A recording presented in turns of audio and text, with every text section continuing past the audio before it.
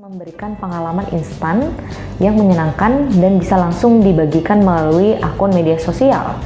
Begitupun dengan FOMO yang tanpa disadari mendorong mereka rela mengeluarkan uang untuk sesuatu yang tidak diperlukan, seperti berburu sneaker bermerek atau gadget paling terbaru.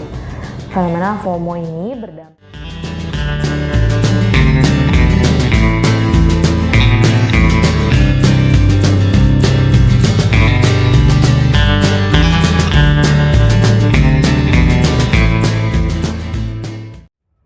Investing with prudent management, lebih aman di sini.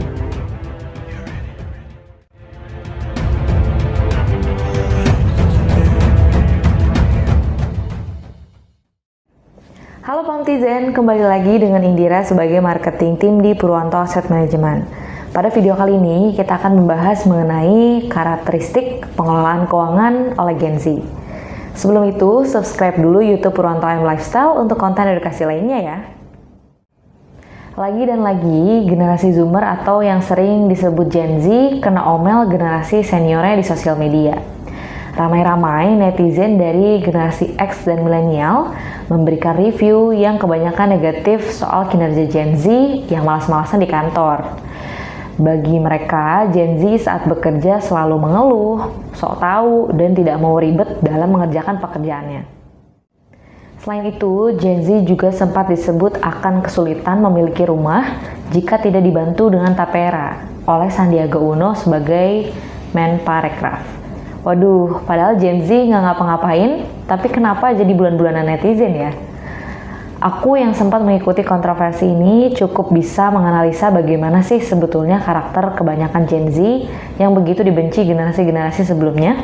Dan apakah karakter pada generasi ini bisa merugikan mereka dalam konteks keuangan? Sudah merupakan rahasia umum bahwa Gen Z memiliki kebiasaan yang boros, sulit menabung, dan tidak terlalu mempedulikan investasi. Alhasil, generasi ini diperkirakan menghadapi risiko finansial yang lebih besar akibat gaya pengelolaan keuangan yang kurang sehat. Berbeda dengan generasi sebelumnya, terlihat ada generation gap antara Gen Z yang lebih kreatif, dinamis, dan melek teknologi jika dibandingkan dengan boomer, X, dan milenial yang relatif lebih idealis dan konservatif. Selain itu, mereka memiliki mantra kekinian yakni YOLO dan juga FOMO yang sedikit banyak mempengaruhi pola konsumsi generasi ini. Secara sederhana, prinsip menikmati hidup tanpa mengkhawatirkan masa depan dan ketakutan akan ketinggalan tren mendorong mereka untuk memilih menghabiskan pendapatan untuk membiayai liburan daripada menyisihkan sebagiannya untuk dana pensiun. YOLO bagi mereka seperti menilai masa pensiun masih terlalu jauh untuk dipikirkan. Sedangkan liburan ke tempat eksotis memberikan pengalaman instan yang menyenangkan dan bisa langsung dibagikan melalui akun media sosial. Begitupun dengan FOMO yang tanpa disadari mendorong mereka rela mengeluarkan uang untuk sesuatu yang tidak diperlukan, seperti berburu sneaker bermerek atau gadget paling terbaru. Fenomena FOMO ini berdampak pada keberanian Gen Z yang berurusan dengan hutang. Anak muda rela berhutang agar bisa mengikuti tren yang berlangsung di komunitasnya. Nah, setelah kita mengetahui karakteristik keuangan Gen Z, ternyata ada loh tips mengelola keuangan yang cocok banget buat Gen Z. Yang pertama adalah akses literasi keuangan digital. Alangkah baiknya, kreativitas dan skill melek teknologi yang dimiliki Gen Z dimanfaatkan untuk mengakses platform digital sebagai sarana pembelajaran literasi keuangan.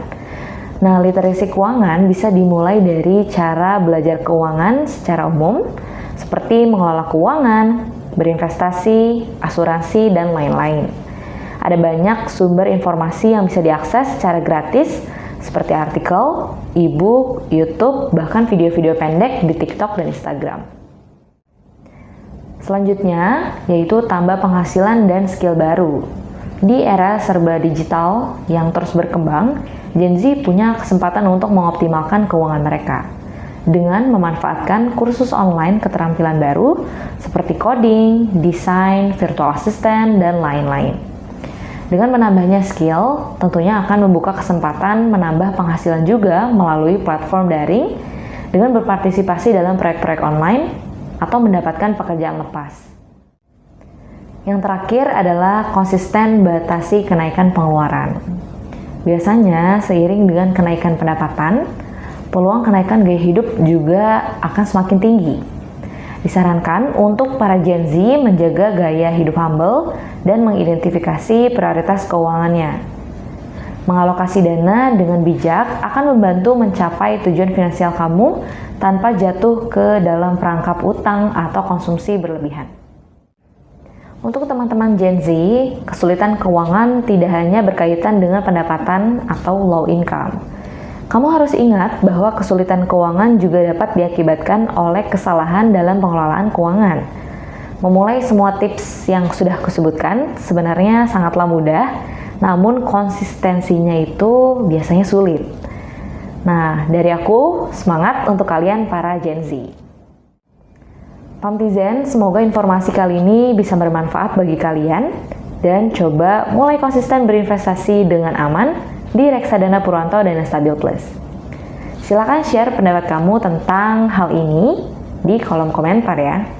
Jangan lupa like, share, dan subscribe Purwanto Asset Management, Investing with Prudent Management.